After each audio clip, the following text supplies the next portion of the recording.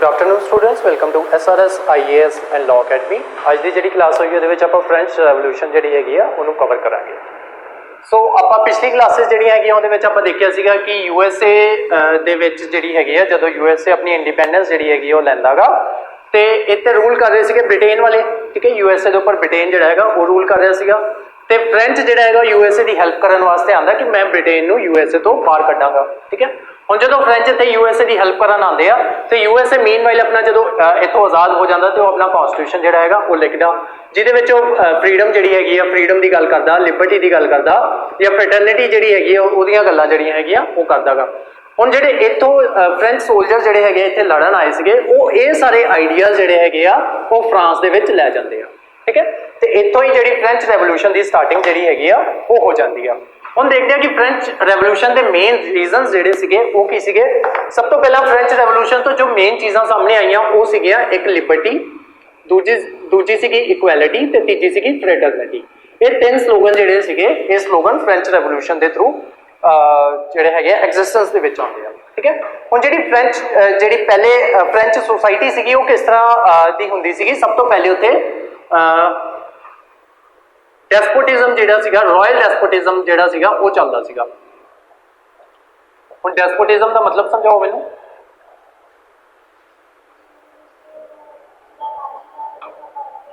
Yes, ਜਿਹੜੀ ਸਾਰੀ authority ਹੁੰਦੀ ਸੀਗੀ ਉਹ ਕਿੰਗ ਦੀ ਹੁੰਦੀ ਸੀਗੀ। ਤੇ ਹੋਰ ਮੈਂ ਨਾਲ ਇੱਕ ਚੀਜ਼ ਤੁਹਾਨੂੰ ਲਿਖਵਾਈ ਸੀਗੀ, ਦੱਸੀ ਸੀਗੀ ਕੀ ਹੁੰਦੀ ਆ, ਡਿਵਾਈਨ ਰਾਈਟਸ ਥਿਊਰੀ, ਠੀਕ ਹੈ। ਕਿ ਕਿੰਗ ਜਿਹੜਾ ਹੈਗਾ ਉਹ ਡਿਵਾਈਨ ਹੋਏਗਾ ਤੇ ਕਿੰਗ ਜਿਹੜਾ ਸੀਗਾ ਉਹਨੂੰ ਡਿਵਾਈਨ ਮੰਨਿਆ ਜਾਂਦਾ ਸੀਗਾ। ਹੁਣ ਜਦੋਂ ਤੱਕ ਤੇ ਤੁਹਾਡਾ ਕਿੰਗ ਸਟਰੋਂਗ ਰਹਿੰਦਾ ਸੀਗਾ, ਠੀਕ ਹੈ, ਉੱਥੇ ਬਰਬਨ ਡਾਇਨੈਸਟੀ ਜਿਹੜੀ ਹੈਗੀ ਆ, ਬਰਬਨ ਡਾਇਨੈਸਟੀ ਜਿਹੜੀ ਹੈਗੀ ਆ ਉਹ ਰੂਲ ਕਰ ਰਹੀ ਹੁੰਦੀ ਸੀ। ਕਿ ਬਰਬਨ ਡਾਇਨੈਸਟੀ ਵਾਲੇ ਕਿੰਗਸ ਕਿਹੜੇ ਆ, ਉਹੀਓ ਜਿਹੜਾ ਲੂਈ 14, ਲੂਈ 15, ਲੂਈ 16, ਠੀਕ ਹੈ। ਇਦਾਂ ਦੇ ਕਿੰਗ ਜਿਹੜੇ ਸੀਗੇ ਇਹ ਸਾਰੇ ਬਰਬਨ ਡਾਇਨੈਸਟੀ ਤੋਂ ਬਿਲੋਂਗ ਕਰਦੇ ਸੀਗੇ। ਹੁਣ ਇਹ ਡਾਇਨੈਸਟੀ ਉੱਥੇ ਰੂਲ ਕਰ ਰਹੀ ਸੀਗੀ ਤੇ ਡਿਵਾਈਨ ਰਾਈਟ ਥਿਊਰੀ ਜਿਹੜੀ ਹੈਗੀ ਉਹ ਚੱਲਦੀ ਸੀਗੀ ਕਿ ਕਿੰਗ ਜਿਹੜਾ ਹੈਗਾ ਉਹ ਡਿਵਾਈਨ ਹੈਗਾ, ਸੁਪਰਨੈਚੁਰਲ ਪਾਵਰਸ ਨੇ ਕਿੰਗ ਕੋਲ, ਜੋ ਕਿੰਗ ਕਹਿੰਦਾਗਾ ਉਹੀ ਹੁੰਦਾਗਾ ਤੇ ਕਿੰਗ ਜਿਹੜਾ ਹੈਗਾ ਉਹ ਗੋਡ ਦੇ ਇਕੁਇਵਲੈਂਟ ਆ, ਠੀਕ ਹੈ। ਇਹ ਸੀਗੀ ਡਿਵਾਈਨ ਰਾਈਟ ਥਿਊਰੀ, ਠੀਕ ਹੈ। ਤੇ ਰਾਇਲ ਡੈਸਪੋਟਿਜ਼ਮ ਜਿਹੜਾ ਸੀਗਾ ਉਹ ਤੇ ਚੱਲਦਾ ਸੀਗਾ ਤੇ ਬਰਬਨ ਡਾਇਨੈਸਟੀ ਜਿਹੜੀ ਸੀਗੀ ਉਹ ਰੂਲ ਕਰਦੀ ਸੀਗੀ। ਜਦੋਂ ਤੱਕ ਦੇ ਕਿੰਗਸ ਜਿਹੜੇ ਸੀਗੇ ਉਹ ਸਟਰੋਂਗ ਸੀਗੇ ਉਦੋਂ ਤੱਕ ਤੇ ਲੋਕੀ ਡਿਵਾਈਨ ਰਾਈਟ ਥਿਊਰੀ ਜਿਹੜੀ ਸੀਗੀ ਉਹਨੂੰ ਮੰਨਦੇ ਰਹੇ। ਫੋਰ ਐਗਜ਼ਾਮਪਲ ਲੂਈ 14 ਜਿਹੜਾ ਹੈਗਾ ਉਹ ਸਟਰੋਂਗ ਕਿੰਗ ਸੀਗਾ, ਠੀਕ ਹੈ। ਇਸ ਕਰਕੇ ਲੋਕੀ ਬਿਲੀਵ ਕਰ ਲੈਂਦੇ ਸੀਗੇ ਕਿ ਡਿਵਾਈਨ ਰਾਈਟ ਥਿਊਰੀ ਵਾਕਈ ਹੀ ਐਗਜ਼ਿਸਟ ਕਰਦੀ ਹੈ। ਲੇਕਿਨ ਬਾਅਦ ਦੇ ਵਿੱਚ ਕੀ ਹੋਏਗਾ, ਹੌਲੀ ਹੌਲੀ ਜਦੋਂ ਫ੍ਰੈਂਚ ਰੈਵੋਲੂਸ਼ਨ ਹੋਏਗੀ ਉਦੋਂ ਲੂਈ 16 ਜਿਹੜਾ ਸੀਗਾ ਉਹ ਉੱਥੇ ਰੂਲ ਕਰ ਰਿਹਾ ਸੀਗਾ ਜੋ ਕਿ ਇੱਕ ਵੀਕ ਰੂਲਰ ਸੀਗਾ। ਇਸ ਕਰਕੇ ਲੋਕਾਂ ਨੇ ਡਿਵਾਈਨ ਰਾਈਟ ਥਿਊਰੀ ਨੂੰ ਡਿਸਕਾਰਡ ਕਰਤਾ ਕਿ ਡਿਵਾਈਨ ਰਾਈਟ ਥਿਊਰੀ ਜਿਹੜੀ ਹੈਗੀ ਉਹ ਐਸਾ ਕੁਝ ਨਹੀਂ ਹੁੰਦੀ। ਉਸ ਤੋਂ ਇਲਾਵਾ ਹੋਰ ਬਹੁਤ ਸਾਰੇ ਫੈਕਟਰਸ ਜਿਹੜੇ ਹੈਗੇ ਆ ਉਹ ਇਹਦੇ ਵਿੱਚ ਆਏ, ਠੀਕ ਹੈ। ਉਹ ਹੌਲੀ ਹੌਲੀ ਆਪਾਂ ਸਾਰੇ ਫੈਕਟਰਸ ਜਿਹੜੇ ਹੈਗੇ ਉਹ ਆਪਾਂ ਕਵਰ ਕਰਾਂਗੇ, ਠੀਕ ਹੈ। ਸਭ ਤੋਂ ਪਹਿਲਾ ਮੇਨ ਰੀਜ਼ਨ ਕੀ ਸੀਗਾ, ਰਾਇਲ ਡੈਸਪੋਟਿਜ਼ਮ ਚੱਲਦਾ ਸੀਗਾ। ਸੈਕੰਡ ਮੇਨ ਰੀਜ਼ਨ ਕੀ ਸੀਗਾ ਉੱਥੇ ਕਿ ਐਰਿਸਟੋਕ੍ਰੈਟਿਕ ਸਿਸਟਮ ਸੀਗਾ। ਐਰਿਸਟੋਕ੍ਰੈਟਿਕ ਸਿਸਟਮ ਮੈਂ ਕੱਲ ਕਰਵਾਇਆ ਸੀਗਾ, ਦੱਸੋ।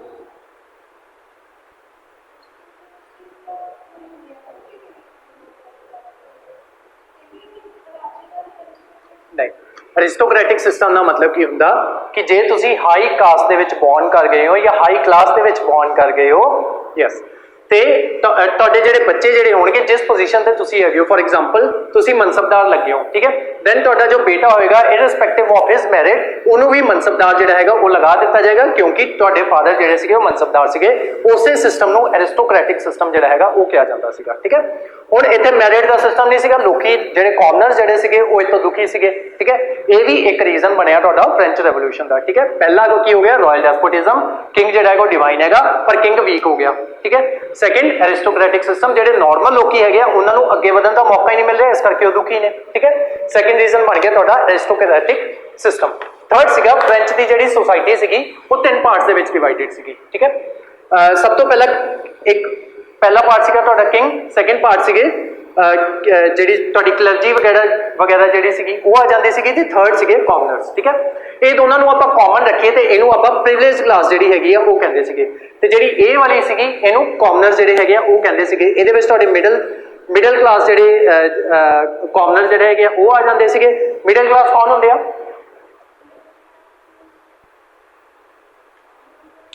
ਜਿੰਨਾ ਤੱਕ ਵੀ ਆਪਾਂ ਵਰਲਡ ਹਿਸਟਰੀ ਕਰਨੀ ਆ ਉਹਦਾ ਮਤਲਬ ਮਿਡਲ ਕਲਾਸ ਦਾ ਹਮੇਸ਼ਾ ਮਤਲਬ ਰਹੇਗਾ ਕੈਪੀਟਲਿਸਟ, ਠੀਕ ਹੈ। ਜਿੰਨੇ ਵੀ ਕੈਪੀਟਲਿਸਟ ਸੀਗੇ ਉਹ ਸਾਰੇ ਮਿਡਲ ਕਲਾਸ ਦੇ ਵਿੱਚ ਆਉਂਦੇ ਸੀਗੇ, ਠੀਕ ਹੈ। ਦੈਨ ਉਸ ਤੋਂ ਬਾਅਦ ਕਿਹੜੇ ਸੀਗੇ, ਵਰਕਿੰਗ ਕਲਾਸ, ਠੀਕ ਹੈ। ਤੇ ਕਾਮਨਰ ਦੇ ਵਿੱਚ ਕੌਣ ਆਉਂਦੇ ਸੀਗੇ? ਇੱਕ ਮਿਡਲ ਕਲਾਸ ਤੇ ਦੂਸਰੀ ਵਰਕਿੰਗ ਕਲਾਸ।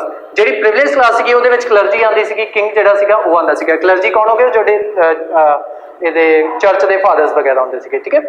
ਇਹ ਸਾਰੀ ਪੋਪੂਲੇਸ਼ਨ ਸੀਗੀ ਸਿਰਫ 2%, ਲੇਕਿਨ ਇਹ ਵਾਲੀ ਪੋਪੂਲੇਸ਼ਨ ਸੀਗੀ ਇਹ ਸੀਗੀ 98%। ਜ਼ਿਆਦਾ ਰਾਈਟਸ ਜਿਹੜੇ ਸੀਗੇ ਇਹਨਾਂ ਨੂੰ ਦਿੱਤੇ ਜਾਂਦੇ ਸੀਗੇ, ਇਹਨਾਂ ਨੂੰ ਐਸਾ ਕੋਈ ਵੀ ਰਾਈਟ ਜਿਹੜੇ ਸੀਗੇ ਉਹ ਨਹੀਂ ਦਿੱਤੇ ਜਾਂਦੇ ਸੀਗੇ। ਇਹ ਜਿਹੜੇ ਸੀਗੇ 0% ਟੈਕਸ ਜਾਂ ਬਹੁਤ ਮਿਨੀਮਮ ਟੈਕਸ ਜਿਹੜਾ ਸੀਗਾ ਉਹ ਦਿੰਦੇ ਸੀਗੇ, 1% ਟੈਕਸ ਦਿੰਦੇ ਸੀਗੇ ਸਿਰਫ, ਠੀਕ ਹੈ।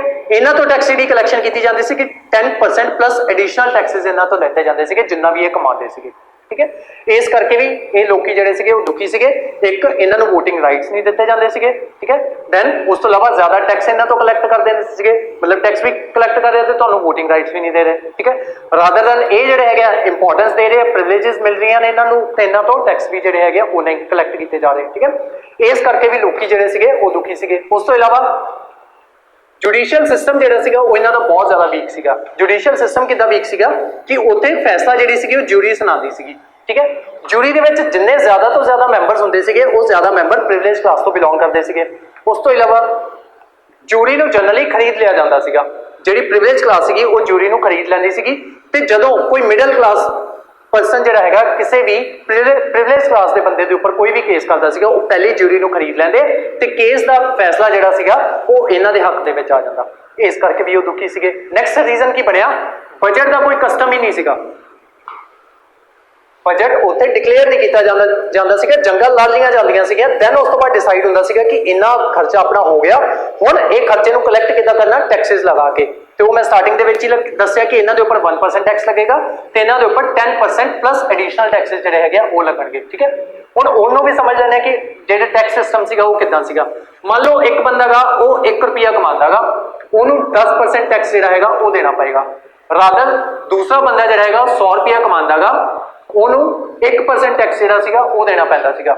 ਹੁਣ ਜੇ ਆਹ ਬੰਦਾ ਮਿਹਨਤ ਕਰਕੇ 2 ਰੁਪਏ ਕਮਾ ਲੇਗਾ ਤੇ ਇਹਨੂੰ 10% ਟੈਕਸ ਤੇ ਦੇਣਾ ਹੀ ਪਏਗਾ, ਪਲੱਸ ਨਾਲ ਇਹਨੂੰ ਵੈਲਥ ਟੈਕਸ ਵੀ ਦੇਣਾ ਪੈਂਦਾ ਸੀਗਾ ਕਿ ਤੂੰ ਜਿਹੜੇ ਆਪਣੇ ਪੈਸੇ, ਤੂੰ ਗਰੀਬ ਬੰਦਾ ਆਪਣੇ ਪੈਸੇ ਤੂੰ ਦੁੱਗਣੇ ਕਿੱਦਾਂ ਕਰ ਲੈ, 10% ਟੈਕਸ ਤੇ ਦੇਣਾ ਹੀ ਦੇਣਾ, ਨਾਲ ਵੈਲਥ ਟੈਕਸ ਵੀ ਦੇਣਾ ਪਏਗਾ ਇਸ ਬੰਦੇ ਨੂੰ। ਰਾਦਰ ਜੇ ਆਹ ਬੰਦਾ 1000 ਰੁਪਇਆ ਕਮਾ ਲੈਂਦਾ ਇਹਨੂੰ 1% ਟੈਕਸ ਹੀ ਦੇਣਾ ਪੈਂਦਾ ਸੀਗਾ, ਠੀਕ ਹੈ। ਤੇ ਇਹ ਉੱਥੋਂ ਦਾ ਟੈਕਸ ਸਿਸਟਮ ਸੀਗਾ। ਉਸ ਤੋਂ ਇਲਾਵਾ ਜੋ ਮੇਜਰ ਰੀਜ਼ਨ ਬਣਿਆ, ਜੋ ਇਮੀਡੀਏਟ ਰੀਜ਼ਨ ਬਣਿਆ, ਉਹ ਬਣੇ ਅਮਰੀਕਨ ਵਾਰ ਆਫ ਇੰਡੀਪੈਂਡੈਂਸ, ਠੀਕ ਹੈ। ਉੱਥੇ ਲੋਕੀ ਜਦੋਂ ਫ੍ਰੈਂਚ ਦੇ ਲੋਕੀ ਉੱਥੇ ਲੜਨ ਗਏ, ਸੋਲਜਰਸ ਉੱਥੇ ਲੜ ਕੇ ਆਏ ਤੇ ਜਦੋਂ ਉਹਨਾਂ ਨੇ ਆਪਣਾ ਕਨਸਟੀਟਿਊਸ਼ਨ ਬਣਾਇਆ ਤੇ ਉਹਦੇ ਵਿੱਚ ਉਹਨਾਂ ਨੇ ਲਿਬਰਟੀ ਵਗੈਰਾ ਇਦਾਂ ਦੀਆਂ ਗੱਲਾਂ ਕੀਤੀਆਂ, ਫਰੀडम ਆਫ ਸਪੀਚ ਦੀਆਂ ਗੱਲਾਂ ਕੀਤੀਆਂ, ਉਹੀ ਚੀਜ਼ ਇਹਨਾਂ ਨੇ ਆ ਕੇ ਇੱਥੇ ਡਿਮਾਂਡ ਕੀਤੀ। ਉਸ ਤੋਂ ਇਲਾਵਾ ਅੱਜ ਤੋਂ ਪਹਿਲਾਂ ਲੋਕਾਂ ਨੂੰ ਲੱਗਦਾ ਸੀਗਾ ਕਿ ਕਿੰਗ ਹੀ ਡਿਵਾਈਨ ਹੁੰਦਾ, ਕਿਉਂਕਿ ਉਹਨਾਂ ਨੇ ਕਦੇ ਇਦਾਂ ਦੀ ਸਰਕਾਰ ਦੇਖੀ ਨਹੀਂ ਸੀਗੀ ਜੋ ਬਿਨਾਂ ਕਿੰਗ ਤੋਂ ਬਣੀ ਹੋਵੇ। ਅੱਜ ਫਾਈਨਲੀ ਅਮਰੀਕਨਸ ਨੇ ਉਹਨਾਂ ਨੂੰ ਇਦਾਂ ਦਾ ਰਿਪਬਲਿਕ ਬਣਾ ਕੇ ਦਿਖਾਤਾ ਕਿ ਲੋਕਾਂ ਨੇ ਆਪਣਾ ਜਿਹੜਾ ਸੀਗਾ ਪ੍ਰੈਜ਼ੀਡੈਂਟ ਉਹ ਚੁਣ ਲਿਆ, ਠੀਕ ਹੈ। ਅੱਜ ਉਹਨਾਂ ਨੂੰ ਪਤਾ ਲੱਗ ਗਿਆ ਕਿ ਹਾਂ ਇਦਾਂ ਦੀ ਸਰਕਾਰ ਵੀ ਬਣ ਜਾਂਦੀ ਹੈ ਤੇ ਉਹ ਚੱਲ ਵੀ ਜਾਂਦੀ ਹੈ ਸਰਕਾਰ। ਇਸ ਕਰਕੇ ਲੋਕੀ ਕੀ ਕਰਨਗੇ, ਆ ਜਿਹੜਾ ਲੂਈ 16 ਹੋਏਗਾ ਇਸ ਦੇ ਖਿਲਾਫ ਰਿਵੋਲਟ ਕਰ ਦੇਣਗੇ। ਇਹ ਸਾਰੇ ਤੁਹਾਡੇ ਮੇਨ ਰੀਜ਼ਨਸ ਬਣਦੇ ਨੇ ਰਿਵੋਲਟ ਦੇ, ਠੀਕ ਹੈ। ਹੁਣ ਇੱਕ ਕੁਐਸਚਨ ਲਿਖੋ, ਇਹਦਾ ਆਨਸਰ ਤੁਸੀਂ ਲਿਖਣਾਗਾ।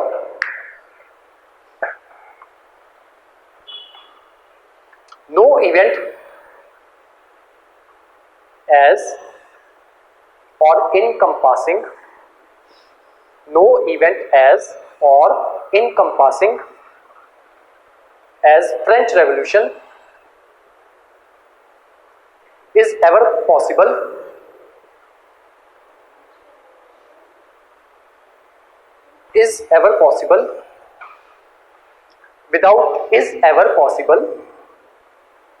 without intellectual backing। intellectual backing ਦਾ ਮਤਲਬ ਕੀ ਹੈ ਇੱਥੇ? MBR, ਠੀਕ ਹੈ। ਕੀ ਕਹਿੰਦੇ ਆ, ਮੌਂਟੇਜ, ਵੋਲਟੇਅਰ ਤੇ ਰੂਸ਼ੋ, ਇਹ ਜਿਹੜੇ ਲੋਕੀ ਸੀਗੇ ਇਹ ਇੰਟੈਲੈਕਚੁਅਲ ਲੋਕੀ ਸੀਗੇ। ਇਹ ਹੁਣ ਵੇਰੀਅਸ ਆਈਡੀਆਜ਼ ਜਿਹੜੇ ਹੈਗੇ ਆ ਉਹ ਦਿੱਤੇ ਸੀਗੇ ਇਹਨਾਂ ਨੇ, ਠੀਕ ਹੈ। ਤੇ ਇਹਨਾਂ ਨੂੰ ਕੈਦ ਕਰ ਲਿੱਤਾ ਜਾਂਦਾ ਸੀਗਾ। ਆ ਜਿਹੜੇ ਕਿੰਗ ਜਿਹੜੇ ਸੀਗੇ ਜਦੋਂ ਇਦਾਂ ਦੇ ਆਈਡੀਆਜ਼ ਦਿੰਦੇ ਸੀਗੇ ਤੇ ਉਹਨਾਂ ਨੂੰ ਕੈਦ ਕਰ ਲਿੱਤਾ ਜਾਂਦਾ ਸੀਗਾ। ਹੁਣ ਜੇ ਇਹਨਾਂ ਨੇ ਇਹਨਾਂ ਆਈਡੀਆਜ਼ ਤੇ ਲਿਖਿਆ ਹੀ ਨਾ ਹੁੰਦਾ ਤੇ ਲੋਕਾਂ ਨੂੰ ਪਤਾ ਹੀ ਲੱਗਣਾ ਸੀਗਾ। ਇਹ ਕਹਿ ਦਿੰਦੇ ਸੀਗੇ ਜ਼ਿਆਦਾ ਤੋਂ ਜ਼ਿਆਦਾ ਕੀ ਹੋਊਗਾ, ਮਰ ਜਾਓਗੇ ਨਾ ਤੁਸੀਂ, ਠੀਕ ਹੈ। ਤੇ ਤੁਸੀਂ ਰਿਵੋਲਟ ਜਿਹੜਾ ਹੈਗਾ ਉਹ ਕਰ ਦਿਓ, ਰਾਦਰ ਦੈਨ ਹੁਣ ਵੀ ਮਰੇ ਹੋਏ ਹੋ ਤੁਸੀਂ, ਠੀਕ ਹੈ। ਹੁਣ ਵੀ ਕਿਹੜਾ ਤੁਹਾਨੂੰ ਕੋਈ ਰਾਈਟ ਜਿਹੜਾ ਹੈਗਾ ਉਹ ਤੁਹਾਨੂੰ ਦਿੱਤਾ ਹੋਇਆ, ਠੀਕ ਹੈ। ਕਿੰਗ ਜਿਹੜਾ ਹੈਗਾ ਉਹਨੂੰ ਡਿਵਾਈਨ ਮੰਨਿਆ ਜਾਂਦਾ, ਟੈਕਸਿਸ ਤੁਹਾਨੂੰ ਦੇਣੇ ਪੈਂਦੇ ਆ, ਉਹ ਸਾਰੀਆਂ ਗੱਲਾਂ ਕਰਕੇ ਇਹ ਉਹਨਾਂ ਨੂੰ ਇਨਸਟੀਗੇਟ ਕਰਦੇ ਰਹਿੰਦੇ ਸੀਗੇ। ਜੇ ਇਹਨਾਂ ਨੇ ਇਨਸਟੀਗੇਟ ਨਾ ਕੀਤਾ ਹੁੰਦਾ ਤੇ ਉਹ ਜਿਹੜਾ ਰੈਵੋਲੂਸ਼ਨ ਜਿਹੜੀ ਸੀਗੀ ਉਹ ਨਹੀਂ ਹੋਣੀ ਸੀਗੀ। ਇਸ ਬੇਸਿਸ ਦੇ ਉੱਪਰ ਆਨਸਰ ਲਿਖਣਾ ਦਾ ਤੁਸੀਂ ਇਹ ਵਾਲਾ, ਠੀਕ ਹੈ। ਇੱਕ ਹੋਰ ਕੁਐਸਚਨ ਲਿਖੋ, ਇਹਦਾ ਆਨਸਰ ਮੈਂ ਆਪ ਲਿਖਵਾਵਾਂਗਾ ਤੁਹਾਨੂੰ। critically evaluate the role of philosophers in French Revolution. French Revolution ਨੂੰ FR ਲਿਖ ਲਓ। ਹੁਣ ਜਿਹੜਾ ਇਹਨਾਂ ਦਾ ਰੋਲ ਜਿਹੜਾ ਹੈਗਾ ਨਾ MBR ਦਾ ਮੌਂਟੇਜ, ਵੋਲਟੇਅਰ ਤੇ ਰੂਸੋ, ਠੀਕ ਹੈ, ਇਹਨਾਂ ਦੇ ਉੱਪਰ ਆਪਾਂ ਨੋਟ ਵੀ ਲਿਖਾਂਗੇ। ਹੁਣ ਇਹਨਾਂ ਦਾ ਰੋਲ ਸੀਗਾ ਉਹਨੂੰ ਆਪਾਂ ਕ੍ਰਿਟੀਕਲੀ ਐਨਾਲਾਈਜ਼ ਕਰਨਾ ਕਿੱਦਾਂ ਕਰ ਸਕਦੇ ਹੋ? ਆਪਾਂ ਇਹ ਕਹਿਣਾ ਕਿ ਇਹਨਾਂ ਦਾ ਐਸਾ ਕੋਈ ਖਾਸ ਰੋਲ ਨਹੀਂ ਸੀਗਾ, ਕਿੱਦਾਂ ਕਹਿ ਸਕਦੇ ਹੋ?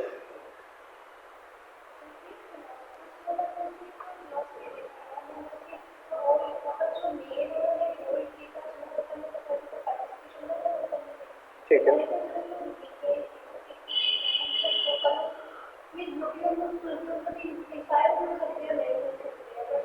ठीक है,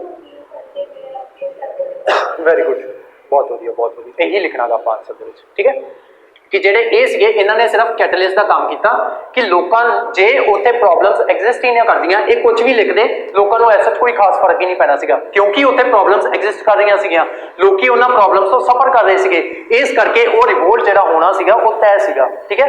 ਜੇ ਉੱਥੇ ਪ੍ਰੋਬਲਮਸ ਐਗਜ਼ਿਸਟ ਹੀ ਨਾ ਕਰਦੀਆਂ, ਕੁਝ ਵੀ ਲਿਖਦੇ ਰਹਿੰਦੇ, ਉਸ ਦਾ ਕੋਈ ਮਤਲਬ ਨਹੀਂ ਹੋਣਾ ਸੀਗਾ, ਠੀਕ ਹੈ। ਜੇ ਪ੍ਰੋਬਲਮਸ ਐਗਜ਼ਿਸਟ ਕਰ ਰਹੀਆਂ ਸੀਗੀਆਂ, ਲੋਕੀ ਸਫਰ ਕਰ ਰਹੇ ਸੀਗੇ, ਇਸ ਕਰਕੇ ਉਹ ਚੀਜ਼ ਆਈ। ਇਹਨਾਂ ਨੇ ਸਿਰਫ ਉਹਦੇ ਵਿੱਚ ਇਦਾਂ ਨਹੀਂ ਹੈ ਕਿ ਇਹਨਾਂ ਦਾ ਕੋਈ ਵੀ ਰੋਲ ਨਹੀਂ ਹੈਗਾ, ਇਹਨਾਂ ਦਾ ਰੋਲ ਹੈ, ਪਰ ਇਹਨਾਂ ਦਾ ਰੋਲ ਕੀ ਹੈ? ਐਜ਼ ਅ ਕੈਟਲਿਸਟ ਰੋਲ ਹੈਗਾ ਕਿ ਸਿਰਫ ਜਿਹੜੀਆਂ ਲੋਕਾਂ ਦੀਆਂ ਪ੍ਰੋਬਲਮ ਸੀਗੀਆਂ ਉਹਨਾਂ ਨੇ ਉਹਨੂੰ ਐਗਜ਼ੈਜਰੇਟ ਕਰਕੇ ਲੋਕਾਂ ਨੂੰ ਮੋਟੀਵੇਟ ਕਰਤਾ ਕਿ ਤੁਸੀਂ ਰਿਵੋਲਟ ਕਰ ਦਿਓ, ਜ਼ਿਆਦਾ ਤੋਂ ਜ਼ਿਆਦਾ ਕੀ ਹੋ ਜਾਏਗਾ, ਮਰ ਹੀ ਜਾਓਗੇ, ਠੀਕ ਹੈ। ਇਸ ਕਰਕੇ ਲੋਕਾਂ ਨੇ ਰਿਵੋਲਟ ਕਰਤਾ, ਠੀਕ ਹੈ। ਹੁਣ ਜਿਹੜਾ ਆਪਣੇ ਇਹਦਾ ਨੈਕਸਟ ਪਾਰਟ ਹੈਗਾ ਫ੍ਰੈਂਚ ਰੈਵੋਲੂਸ਼ਨ ਦਾ, ਜੋ ਆਪਾਂ ਕਵਰ ਕਰਨਾ, ਇਹ ਤੁਹਾਡੇ ਸਿਲੇਬਸ ਦਾ ਪਾਰਟ ਨਹੀਂ ਹੈਗਾ, ਠੀਕ ਹੈ, ਪਰ ਫ੍ਰੈਂਚ ਰੈਵੋਲੂਸ਼ਨ ਸਮਝਣੀ ਹੈ, ਇਸ ਕਰਕੇ ਉਹਦੇ ਇਵੈਂਟਸ ਕਿੱਦਾਂ ਹੋਏ ਨੇ, ਉਹਨਾਂ ਇਵੈਂਟਸ ਦੇ ਬਾਰੇ ਤੁਹਾਨੂੰ ਪਤਾ ਹੋਣਾ ਚਾਹੀਦਾ, ਅਦਰਵਾਈਜ਼ ਇਹ ਸਿਲੇਬਸ ਦਾ ਪਾਰਟ ਨਹੀਂ ਹੈਗਾ, ਠੀਕ ਹੈ।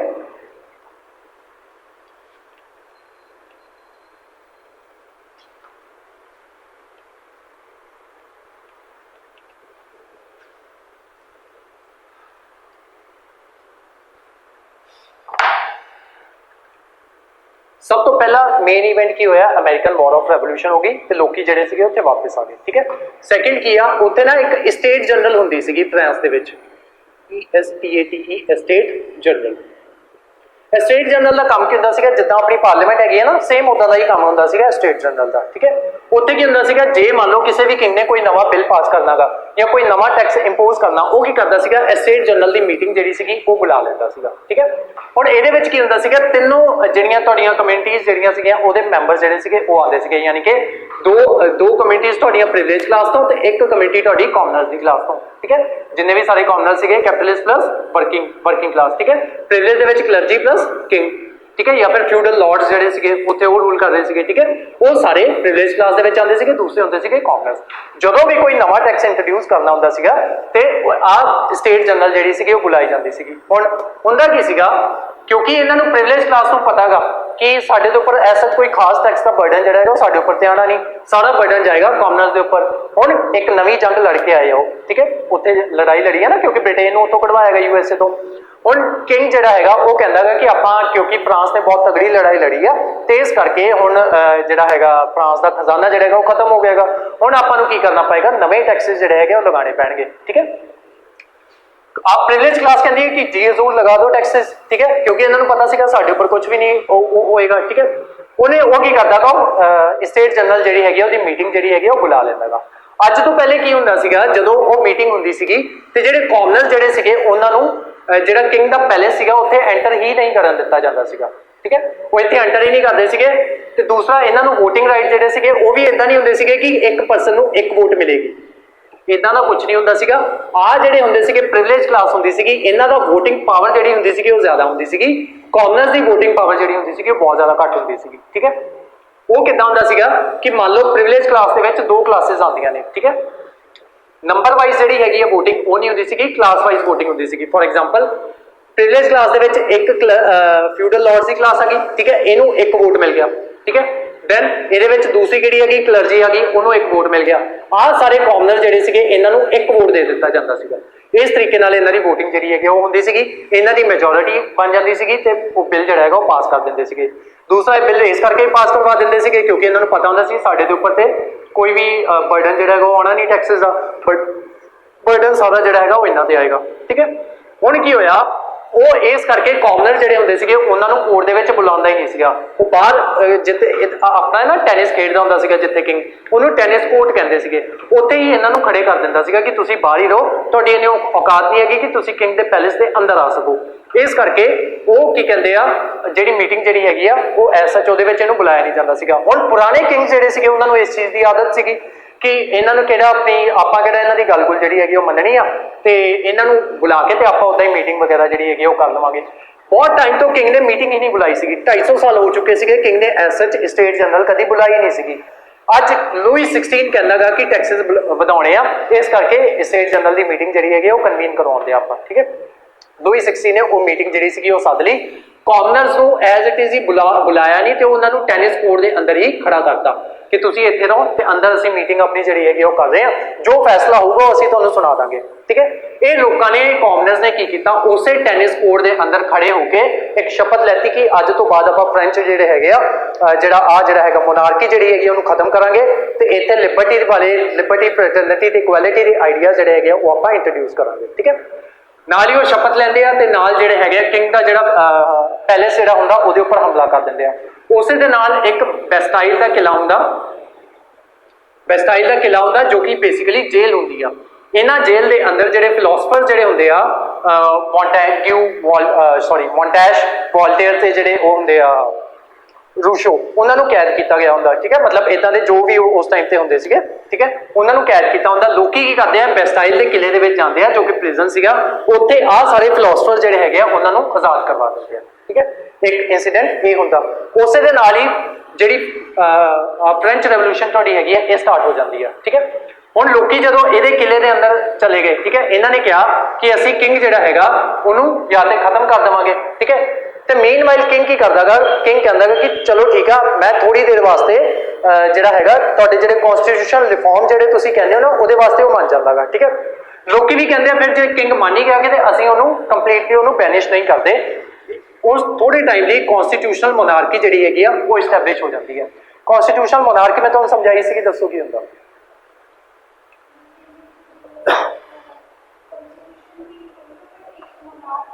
ਯਸ कि कॉन्स्टिट्यूशन भी रहेगा तो मोनार्की भी रहेगी, लेकिन मोनार्की के जो पावर्स होणगियां वो कॉन्स्टिट्यूशन दे विच डिफाइन हो जाणगियां, ठीक है। जिद्दां अज भी ब्रिटेन के अंदर चलदागा उत्थे कॉन्स्टिट्यूशन मोनार्की है, ठीक है। मोनार्क भी एग्जिस्ट करदा ते उन्हां दा कॉन्स्टिट्यूशन जिहड़ा हैगा वो भी एग्जिस्ट करदा, ऐसा रिटन फॉर्म दे विच नहीं हैगा उन्हां दा कॉन्स्टिट्यूशन, ठीक है। ਤੇ ਉਹ ਕਨਸਟੀਟਿਊਸ਼ਨਲ ਮੋਨਾਰਕੀ ਜਿਹੜੀ ਸੀਗੀ ਉਹ ਥੋੜੇ ਟਾਈਮ ਲਈ ਐਸਟੈਬਲਿਸ਼ ਹੋ ਗਈ। ਬਾਅਦ ਦੇ ਵਿੱਚ ਕਿੰਗ ਜਿਹੜਾ ਹੈ, ਕਿੰਗ ਦੇ ਜਿਹੜੇ ਮੰਤਰੀ ਵਗੈਰਾ ਸੀਗੇ ਉਹਨਾਂ ਨੇ ਕਿਹਾ ਕਿ ਇਹ ਜਿਹੜੀ ਰੈਵੋਲੂਸ਼ਨ ਹੋਈ ਆ ਇਹਨੇ ਤੇ ਜਿਹੜਾ ਆਪਣਾ ਸਾਰਾ ਜਿਹੜਾ ਭੱਠਾ ਜਿਹੜਾ ਹੈਗਾ ਉਹ ਬਿਠਾਤਾ। ਤੇ ਕਿੰਗ ਜਿਹੜਾ ਹੈਗਾ ਉਹ ਕਹਿੰਦਾ ਕਿ ਫਿਰ ਇਦਾਂ ਕਰੋ ਕਿ ਤੁਸੀਂ ਆ ਜਿਹੜੇ ਨਾਲ ਦੇ ਆਪਣੇ ਲੱਗਦੇ ਦੇਸ਼ ਆ ਨਾ, ਜਿਵੇਂ ਆਸਟਰੀਆ ਹੋ ਗਿਆ, ਹੰਗਰੀ ਹੋ ਗਿਆ, ਬ੍ਰਿਟੇਨ ਹੋ ਗਿਆ, ਇਹਨਾਂ ਦੇ ਕੋਲੇ ਤੁਸੀਂ ਭੇਸ਼ ਬਦਲ ਕੇ ਇੱਥੋਂ ਲੁੱਕ ਕੇ ਤੇ ਉਹਨਾਂ ਕੋਲੇ ਜਾਓ ਤੇ ਉਹਨਾਂ ਤੋਂ ਹੈਲਪ ਮੰਗੋ ਕਿ ਜੇ ਫ੍ਰੈਂਚ ਰੈਵੋਲੂਸ਼ਨ ਅੱਗੇ ਵੱਧ ਗਈ ਤੇ ਅੱਜ ਸਾਡੇ ਦੇਸ਼ 'ਚ ਆ, ਕੱਲ ਨੂੰ ਤੁਹਾਡੇ ਦੇਸ਼ 'ਚ ਵੀ ਆ ਜਾਏਗੀ। ਇਸ ਕਰਕੇ ਆਹ ਲੋਕੀ ਜਿਹੜੇ ਹੈਗੇ ਆ ਇਹ ਸਾਰੇ ਦੇਸ਼ ਮਿਲ ਕੇ ਫ੍ਰੈਂਚ ਰੈਵੋਲੂਸ਼ਨ ਨੂੰ ਕ੍ਰਸ਼ ਕਰਨ ਵਾਸਤੇ ਆਪਣੀਆਂ ਫੋਰਸਿਸ ਭੇਜ ਦੇਣਗੇ, ਠੀਕ ਹੈ। ਹੁਣ ਇਹਨਾਂ ਨੇ ਆਪਣੀਆਂ ਫੋਰਸਿਸ ਭੇਜੀਆਂ। ਮੀਨਵਾਈਲ ਜਦੋਂ ਲੋਕਾਂ ਨੂੰ ਪਤਾ ਲੱਗਿਆ ਕਿ ਸਾਡੇ ਦੇਸ਼ ਦੇ ਉੱਪਰ ਸਾਡੇ ਹੀ ਕਿੰਗ ਨੇ ਹਮਲਾ ਕਰਵਾਇਆਗਾ, ਇਸ ਕਰਕੇ ਲੋਕੀ ਆਪਣੇ ਹੀ ਕਿੰਗ ਨੂੰ ਗਿਲੋਟੀਨ ਕਰ ਦੇਣਗੇ। ਗਿਲੋਟੀਨ ਦਾ ਮਤਲਬ ਸਮਝਦੇ ਹੋ ਕੀ ਚੀਜ਼? नहीं हटा देना नहीं। एक ना गिलोटीन मशीन होंगी आ इदा करके, ठीक है। ਉਹਦੇ ਵਿੱਚ ਕੀ ਹੁੰਦਾ, ਇੱਥੇ ਤੁਹਾਡਾ ਸਿਰ ਜਿਹੜਾ ਹੈਗਾ ਉਹ ਰੱਖਿਆ ਜਾਂਦਾ ਤੇ ਉੱਪਰ ਜਿਹੜਾ ਹੈਗਾ ਬਹੁਤ ਵੱਡਾ ਸਾਰਾ ਬਲੇਡ ਜਿਹੜਾ ਹੁੰਦਾ ਉਹ ਇੱਕਦਮ ਥੱਲੇ ਝਟਕੇ ਦੇ ਨਾਲ ਹੁੰਦਾ, ਉਸੇ ਚੀਜ਼ ਨੂੰ ਗਿਲੋਟੀਨ ਮਸ਼ੀਨ ਕਹਿੰਦੇ ਆ, ਠੀਕ ਹੈ। ਤੇ ਜਦੋਂ ਇਹਦਾ ਸਿਰ ਕੱਟਿਆ ਜਾਂਦਾ ਉਹਨੂੰ ਗਿਲੋਟਾਈਨਡ ਕਹਿੰਦੇ ਆ ਕਿ ਕਿੰਗ ਜਿਹੜਾ ਸੀਗਾ ਉਹਨੂੰ ਗਿਲੋਟੀਨ ਕਰ ਦਿੱਤਾ ਗਿਆ, ਠੀਕ ਹੈ। ਤੇ ਫਾਈਨਲੀ ਉਹਨਾਂ ਨੇ ਆਪਣਾ ਕਿੰਗ ਜਿਹੜਾ ਸੀਗਾ ਉਹ ਮਾਰਤਾ। ਹੁਣ ਜਦੋਂ ਕਿੰਗ ਮਾਰਤਾ, ਲੋਕਾਂ ਨੇ ਇਹ ਜਿਹੜੇ ਫ੍ਰੈਂਚ ਰੈਵੋਲੂਸ਼ਨ ਵਾਲੇ ਲੋਕੀ ਸੀਗੇ ਇਹਨਾਂ ਨੇ ਅਮਰੀਕਾ ਤੋਂ ਸਿੱਖ ਕੇ ਇੱਥੇ ਫ੍ਰੈਂਚ ਰੈਵੋਲੂਸ਼ਨ ਕਰਤੀ। ਪਰ ਅਮਰੀਕਾ ਨੇ ਸਭ ਕੁਝ ਪਲਾਨ ਵੇ ਦੇ ਨਾਲ ਕੀਤਾ ਸੀਗਾ ਕਿ ਜਦੋਂ ਆਪਾਂ ਬ੍ਰਿਟਿਸ਼ ਨੂੰ ਇੱਥੋਂ ਹਰਾਵਾਂਗੇ ਆਪਣਾ ਕਨਸਟੀਟਿਊਸ਼ਨ ਹੋਏਗਾ, ਉਸ ਕਨਸਟੀਟਿਊਸ਼ਨ ਦੇ ਵਿੱਚ ਕੀ ਚੀਜ਼ਾਂ ਲਿਖੀਆਂ ਜਾਣਗੀਆਂ ਉਹ ਸਭ ਕੁਝ ਉਹਨਾਂ ਨੇ ਡਿਫਾਈਨ ਕੀਤਾ ਸੀਗਾ। ਉਸ ਤੋਂ ਇਲਾਵਾ ਜਦੋਂ ਬ੍ਰਿਟੇਨ ਨੂੰ ਇੱਥੋਂ ਕੱਢਾਂਗੇ ਸਾਡਾ ਇੱਕ ਪ੍ਰੈਜ਼ੀਡੈਂਟ ਹੋਏਗਾ, ਉਹ ਪ੍ਰੈਜ਼ੀਡੈਂਟ ਕੌਣ ਹੋਏਗਾ ਪਹਿਲਾਂ ਤੋਂ ਡਿਸਾਈਡਡ ਸੀਗਾ। ਇਹਨਾਂ ਦਾ ਕੁਝ ਵੀ ਉਹ ਚੀਜ਼ਾਂ ਪਲਾਨ ਨਹੀਂ ਹੈਗੀਆਂ, ਠੀਕ ਹੈ। ਹੁਣ ਪਲਾਨ ਨਹੀਂ ਹੈਗੀਆਂ ਤੇ ਕੀ ਹੁੰਦਾ, ਵੇਰੀਅਸ ਲੋਕੀ ਜਿਹੜੇ ਹੈਗੇ ਉਹਨਾਂ ਨੂੰ ਸੱਦਿਆ ਜਾਏਗਾ ਕਿ ਤੁਸੀਂ ਜਿਹੜਾ ਹੈਗਾ ਫ੍ਰੈਂਚ ਦੇ ਉੱਪਰ ਆ ਕੇ ਰੂਲ ਕਰੋ। ਉਸੇ ਟਾਈਮ ਤੇ ਇੱਥੇ ਬਹੁਤ ਸਾਰੇ ਕਲੱਬਸ ਜਿਹੜੇ ਹੈਗੇ ਉਹ ਵੀ ਚੱਲ ਰਹੇ ਸੀਗੇ। ਕਲੱਬਸ ਦੇ ਵਿੱਚ ਜਿਵੇਂ ਜੈਕੋਬੀਅਨ ਕਲੱਬਸ ਜਿਹੜੇ ਹੈਗੇ ਆ, ਉਸ ਤੋਂ ਇਲਾਵਾ ਹੋਰ ਬਹੁਤ ਸਾਰੇ ਕਲੱਬ ਜਿਹੜੇ ਸੀਗੇ ਉਹ ਚੱਲ ਰਹੇ ਸੀਗੇ। ਹੁਣ ਉਹਨਾਂ ਦੇ ਕਲੱਬ ਦੇ ਵਿੱਚੋਂ ਇੱਕ ਬੰਦਾ ਆਂਦਾਗਾ वो कहता कि देखो मैनू गेम समझ आ गई है, तो मैं जो है मैं फ्रेंच मैं तुहाडे उपर जो है मैं रूल करांगा, तो मैं तुहाडा कॉन्स्टिट्यूशन जो है वो मैं बनवावांगा। दैन वो कहता कि आ 5 लोग जोड़े है इन्होंने रेवोल्यूशन करवाई सी, तो इन्हों मार दो, तो दैन बाद फ्रांस जो है वो सारा मैं सैट कर दूंगा। उन्होंने वो 5 लोगों को मारता, दैन कहता 5 नूं होर मार दो, वो फिर लोगों ने मिलकर उस बंदे ने मारता। दैन उस तो बाद एक मैडम रॉलैंड आई, मैडम रॉलैंड कहती कि मैनू सब कुछ समझ आ गया, तो तुम इदा करो पहला आ 5 लोगों को मार दो, तो दैन उस तो बाद जी आप फ्रेंच की कहते कॉन्स्टिट्यूशन अपना लिखना स्टार्ट कर देंगे। उन्होंने 5 नूं मारिया, हुण कहती 5 जोड़े है इन्होंने भी मार दो, उन्होंने चक के मैडम रॉलैंड ने मारता। दैन उत्थे एक क्लब फेमस सीगा जैकोबियन क्लब, ठीक है, इसे क्लब का मैंबर जो है टीपू सुल्तान भी बनेगा बाद में, ठीक है। जैकोबियन क्लब फेमस सीगा, उत्थों उहदा हैड हुंदा सीगा उस टाइम ते रॉबर्सफेयर, ठीक है। रॉबर्सफेयर जो है उस टाइम ते उहदा मैंबर जो सीगा वो हुंदा सीगा। रॉबर्सफेयर कहता कि देखो तुसीं इदां करो कि आपां जिहड़े लोकी जिहड़े है इन्हां नूं मारना मुरना नहीं हैगा, ते तुसीं इदां करो मैनू फ्रांस का लीडर जो है वो बना दो, तो मैं तुहाडा कॉन्स्टिट्यूशन जो है मैं लिखवा दांगा। रॉबर्सफेयर ने की कीता, उहने एक बिल ले आंदा, बिल का नाम सीगा public safety act. Public safety bill जिहड़ा सीगा वो ले आंदा सीगा, उहदे विच जिन्ने भी उहदे ओपोनेंट सीगे उन्हां नूं सेडिशन चार्जिस लगा के उन्हां नूं उहने फांसी दी सज़ा जिहड़ी सीगी वो सुनानी स्टार्ट करती। हुण बहुत सारे लोगों के जो भी इहदे खिलाफ बोलदा सीगा रॉबर्सफेयर दे, उहनूं सेडिशन के चार्जिस उहदे उपर लगा दिते जांदे सीगे, दैन उहनूं फांसी दे दित्ती जांदी या उहनूं गिलोटाइन जिहड़ा सीगा वो कर दिता जांदा सीगा। इसे लई उस टाइम ते फ्रेंच ने रेन ऑफ टेरर जिहड़ा सीगा वो फ्रांस दे विच आ गया, ठीक है, जो भी स्पैलिंग होंदे ओहदे, ठीक है। रेन ऑफ टेरर जिहड़ा सीगा वो फ्रांस दे विच आ गया। हुण की होया, लोगों ने जदों रेन ऑफ टेरर आ गया, लोगों ने चक के इहनूं जिहड़ा इह सीगा रॉबर्सफेयर सीगा इहनूं चक के गिलोटीन करता। हुण उस तो बाद की हुंदा कि मीनवाइल नेपोलियन जिहड़ा हैगा वो भी जंग लड़ के उत्थों आया हुंदा। नेपोलियन का राइज जिहड़ा सीगा वो होना स्टार्ट हो जाता, क्योंकि लोगों को हले लिबर्टी जिहड़ी सीगी वो मिल चुकी सीगी, जिद्दां ही किंग दी डेथ हो जाती है ना, नाल ही लिबर्टी जिहड़ी हैगी वो मिल जाती है। लेकिन फंडामेंटल जिहड़ा सॉरी आ जिहड़ा सीगा कॉन्स्टिट्यूशन जिहड़ा सीगा वो नहीं लिखा गया सीगा। मीनवाइल ये की करते आ जिहड़ा नेपोलियन जिहड़ा हुंदा वो जंगां ते निकल जाता, फ्रांस जिहड़ा हैगा उहनूं एक्सपैंड करना स्टार्ट करता इन द नेम ऑफ नैशनलाइजेशन। जो मैं तुहानूं स्टार्टिंग दे विच समझाया सीगा कि नैशनलाइजेशन की आ कि लोकी की कहते हैं कि साडा देश जिहड़ा हैगा वो इन्ना ही नहीं रहना चाहिए, इहनूं होर एक्सपैंड करना गा आपां। नैशनलिज्म के नाम पर यह जिहड़ा हैगा लोकां नूं अपने नाल लैके या आर्मी दे विच उहनां नूं भर्ती करके ते यह जंगां लड़न गया होया सीगा। मीनवाइल इहने की कीता, इहने इटली जित ली। इटली जितन के नाल जिहड़ा सीगा नेपोलियन फेमस हो गया, ठीक है। नेपोलियन फेमस हुंदा ते उहदे नाल की हुंदा मीनवाइल नेपोलियन की स्टोरी एक अलग चलती रहती है। इत्थे की हुंदा 5 मैंबर्स की डायरैक्टरी जिहड़ी हैगी वो बना लैंदे आ, ठीक है, कि हुण आ जिहड़े 5 मैंबर जिहड़े हैगे ये देश नूं चलाउणगे। नाल ही एक होर बॉडी जिहड़ी हैगी आ नैशनल कन्वेंशन नाम की बॉडी जिहड़ी हैगी वो बना लैती जाती है। नैशनल कन्वेंशन का काम की होएगा, ये कॉन्स्टिट्यूशन लिख के देवेगी, ठीक है। हुण 5 लोग की करते हैं, ये कुछ गलत फैसले जिहड़े हैगे वो लै लैंदे आ। फॉर एग्जाम्पल ये अपनी करंसी जिहड़ी हैगी आ उहनूं डीवैल्यूएट कर दिंदे आ, जिस की वजह नाल इन्फ्लेशन जिहड़ी हैगी वो देश दे विच वो इंक्रीज हो जाती है। इन्हां 5 मैंबर्स दे विचों एक बंदा नेपोलियन दे कोले जांदा, वो कहंदा कि आपां इदां करदे आपां दोनों पावर शेयर कर लेना ते बाकी 4 बंदे हैगे उहनूं कर देवांगे। नेपोलियन कहंदा कि मैं तेरे नाल जरूर पावर शेयर करनी है, मैं आप ही चल जाना। नेपोलियन लोगों को कहता कि मीनवाइल नेपोलियन बाकी देश जिद्दां जिद्दां इजिप्त चला जाता, इजिप्त उत्थे हार हो जाती है, फेल्ड कैंपेन हो जाता वो वाला, ठीक है। इजिप्त दे विच नेपोलियन हार जांदागा।